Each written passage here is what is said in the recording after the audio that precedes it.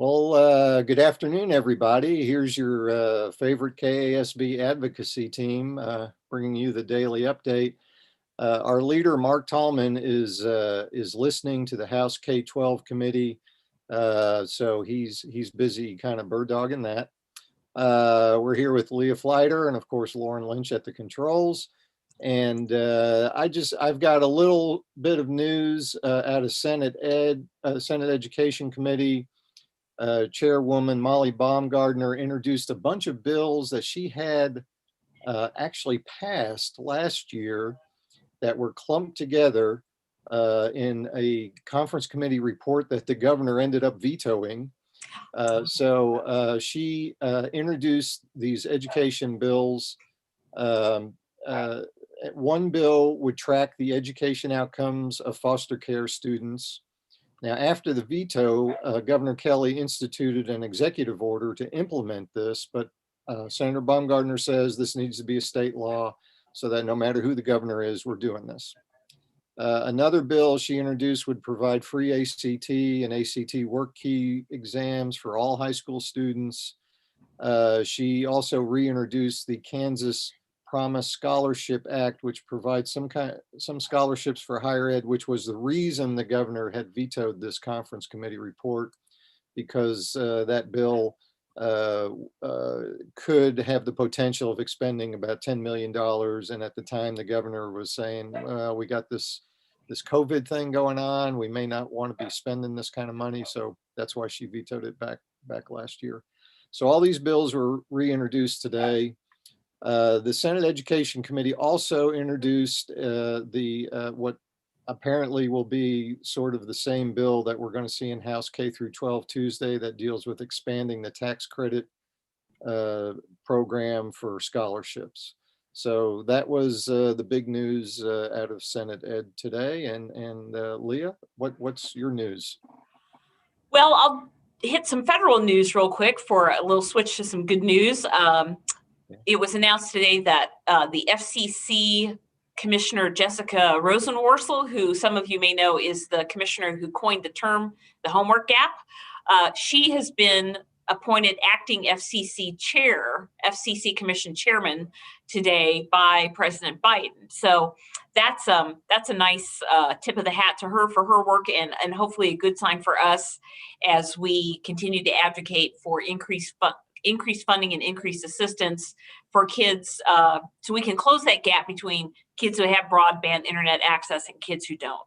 So that was a bit of good news. Also, the president signed a huge document of executive orders today, including some down on page 163 that affect education, directing some cooperation with Health and Human Services and the Department of Ed as far as finding some data around which schools have reopened or what their reopening status is, those types of things due to COVID.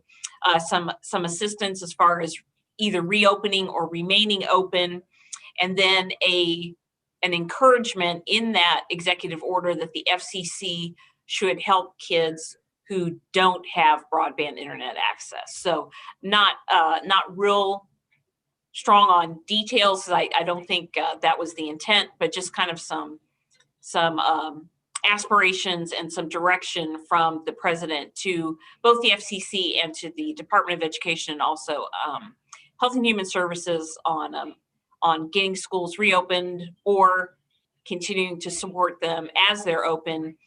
And then if kids are still in remote learning, let's help them get access to broadband. So some positive developments today on the federal front. Still a long way to go, of course, with actions in Washington, D.C. It's always very slow going, especially with the new administration. And then you add the pandemic on top of it. In a bit of negative news today, I was listening to the beginning of the House K-12 Ed budget hearing that Mark is also listening to, and Representative Sean Tarwater from the Kansas City area announced the introduction of a bill, we don't have the copy yet, that would give at-risk students access to education savings accounts. So my assumption is that bill would give those kids the opportunity to exit their public schools. And so again, another version of the vouchers that we're already opposing in that committee and also in Senate Ed next week. So school choice continues to be strong on the agenda in the legislature, and we will update you more on that tomorrow during our noon advocacy update. Okay. I think that's all I have for committees today, Scott. Okay. Yeah, and as Leah said, Tuesday, both the Senate Education and the House K-12 Committee will be taking up those tax credit bills.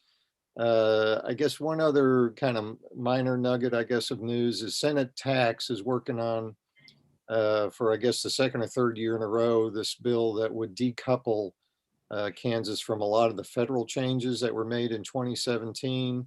This decoupling would really benefit multinational corporations. The fiscal note on this bill is hundreds and hundreds of millions of dollars. So that always raises the concern that, how are we going to pay for core services like education if we're doing these kind of tax cuts? Senate Tax Committee is going to work on that bill next week. So we'll be following that.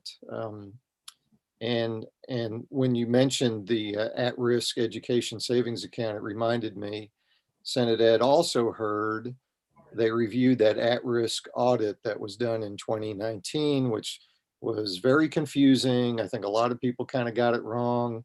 It kind of made it sound like schools weren't spending money properly on at-risk funding, and it really wasn't like that. So be prepared that the folks who oppose us on some of these issues will probably raise that audit back up again. So I guess anything else, Leah? Or Yeah, that when you talked about Senate Bill 13, that reminded me that the House today passed Senate Bill 14, which extends the state government's response to the COVID-19 pandemic. The processes that they put in place last spring were set to expire on January 26th, so on Tuesday. This bill that passed the House today and is headed to Governor Kelly will extend that through March of this year. So we'll have an emergency declaration. Things will continue the way they have been. And then meanwhile, the legislature is going to look at a deeper and more modern response, statutory response to statewide emergencies. So that was something I meant to mention earlier. Right. So it looks like we're going to have an emergency order at least until March. Okay. All right. Well, we're today's Thursday, so Friday is the big. We'll do our noon advocacy update. Please join us for that. We'll have lots of news. There's a lot of bills coming out now, and the legislature missed a few days this week, so they're really pumping bills out as fast as they can. So please join us, myself, Leah, and Mark, and we'll give you the lowdown on what's going on. And I guess that's all we have for today. That's it. Thanks, everybody.